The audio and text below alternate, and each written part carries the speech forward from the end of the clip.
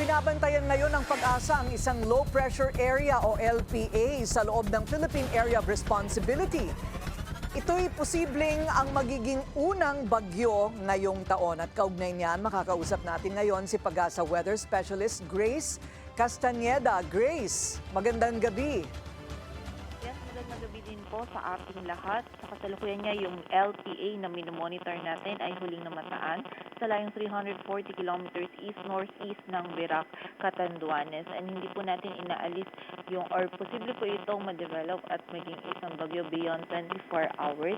And sa kasalukuyan po yung trough or extension nito, nagdudulot na po ng mga pag-ulan sa bahagi ng Quezon, Bicol Region at nalalabing bahagi pa ng Visayas at Mindanao o yung malaking bahagi po ng Visayas at Mindanao. Samantala, yung habagat naman po no, kung saan nakaranas nga tayo ngayon ng mga pag-ulan sa malaking bahagi ng Metro Manila, Cavite, Laguna, Batangas, Rizal, maging sa bahagi din po ng Mimaropa, Western Visayas, Negros Island Region, Zamboanga Peninsula, Barm at Soc-Sargen. Ito nga po ay dulot ng habagat at nakikita po natin yung malaking bahagi po ng Southern Luzon, Visayas at Mindanao. Ngayon, maging sa mga susunod po na araw, patuloy pa rin po yung makakaranas ng mga pag-ulan. Dulot po ng habagat and yung LPA na minomonitor po natin na may possibility nga na maging bagyo sa mga susunod po na araw. Samantala, yung ibang bahagi naman or nalalaming bahagi po ng Luzon ay may posibilidad pa din ng mga biglaang pag-ulan, pagkilat at pagkulog. Dulot pa rin po ito